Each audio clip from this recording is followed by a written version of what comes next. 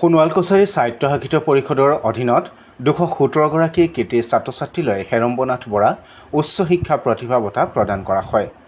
সোণোৱাল কছাৰী জনগোষ্ঠীৰ প্ৰথমগৰাকী IAS তথা সোণোৱাল কছাৰী সমাজৰ শিক্ষা ক্ষেত্ৰৰ এগৰাকী আদৰ্শ অনুকৰণীয় ব্যক্তি হেৰম্বনাথ বৰা সোঁৱৰণীত প্ৰতি বছৰে চিকিৎসা শাস্ত্ৰৰ শিক্ষা অভিযান্ত্ৰিক শিক্ষা তথা বিভিন্ন পাঠ্যক্ৰমত উচ্চ শিক্ষাৰ সুবিধা লাভ কৰা মেধাৱী ছাত্ৰ-ছাত্ৰীসকলক অধিক উৎসাহিত কৰাৰ উদ্দেশ্যে এই প্ৰতিভা বঁটা প্ৰদান কৰা হয় প্ৰতি বছৰে। এই আঁচনিৰ জৰিয়তে ২১৭ গৰাকী ছাত্ৰ-ছাত্ৰীক আজি বঁটা প্ৰদান কৰা হ'ব আৰু ইয়াৰে দুগৰাকী ভাৰতবৰ্ষৰ বাহিৰত অধ্যয়নৰত, এগৰাকী ইটালী আৰু এগৰাকী ফ্ৰান্সত।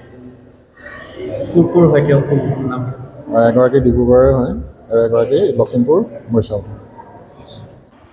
প্ৰেমথী গোহাঁই আধৰা বঁটা প্ৰদান অনুষ্ঠানত লখিমপুৰৰ সাংসদ প্ৰদান বৰুৱা, সোণোৱাল কছাৰী সাহিত্য শাখিত পৰিষদৰ মুখ্য কাৰ্যবাহী সদস্য টংকেশ্বৰ সোণোৱালসহ বহু গণ্যমান্য ব্যক্তি উপস্থিত থাকে। ২০২৩ বৰ্ষত আমাৰ ২১৭ গৰাকী ছাত্ৰ-ছাত্ৰীয়ে মেডিকেল, ইঞ্জিনিয়াৰিং, ইউনিভাৰ্চিটি, PhD এনেধৰণৰ কোৰ্চবিলাকত নাম ভৰ্তি সক্ষম হৈছিল আৰু সেই ছাত্ৰ-ছাত্ৰীসকলক আজি আমি হেৰম্বনাথ বৰা প্ৰতিভা বঁটা প্ৰদান কৰিছোঁ। হেৰম্বনাথ বৰা হৈছে আমাৰ সোণোৱাল কছাৰী সম্প্ৰদায়ৰ প্ৰথম নমিনেটেড IAS বিষয়া আছিল আৰু তেখেতৰ নামতে আমি বঁটাটো উৎসৰ্গিত কৰি এইকাৰণে হায়াৰ ষ্টাডি ষ্টুডেণ্টবিলাকক আমি প্ৰদান কৰোঁ।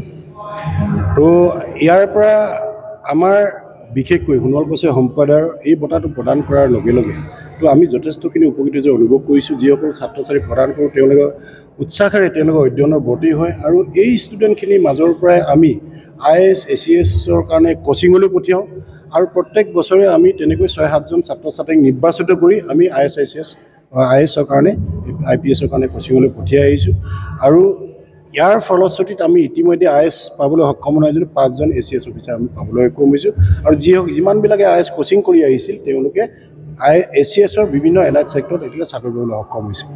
তো মই বাৰু এই আঁচনিৰ যোগেৰে এইকাৰণে সোণোৱাল কছাৰী জনগোষ্ঠীৰ যিহেতু আমি দীৰ্ঘদিন ধৰি অনুভৱ কৰি আহিছিলোঁ কোনো ACS IAS বিষয়ে আমাৰ সম্প্ৰদায়ৰ পৰা আজি ওলোৱা নাছিল, কিন্তু কাউন্সিলে এই পদক্ষেপটো গ্ৰহণ কৰাৰ পিছত এতিয়া অন্ততঃ আমি এই ৪-৫ বছৰৰ ভিতৰত আমাৰ ৫জনকৈ ACS অফিচাৰ পাবলৈ সক্ষম হৈছোঁ।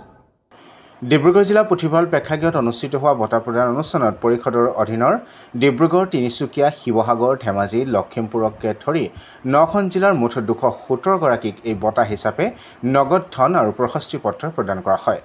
উল্লেখযোগ্য যে সোণোৱাল কছাৰী জনগোষ্ঠীৰ ইটালীত অভিযান্ত্ৰিক শিক্ষা গ্ৰহণ কৰিবলৈ সক্ষম হোৱা খোৱাং অঞ্চলৰ তৃষ্ণা ডেকা বৰুৱা আৰু ফ্ৰান্সত অভিযান্ত্ৰিক শিক্ষা গ্ৰহণ কৰিবলৈ সক্ষম হোৱা কেশৱানন্দ সোণোৱালসহ উচ্চ শিক্ষাৰ পাতনি মেলা সোণোৱাল কছাৰী জনগোষ্ঠীৰ ২১৭ গৰাকী মেধাসম্পন্ন ছাত্ৰ-ছাত্ৰীয়ে এই বঁটা গ্ৰহণ কৰে।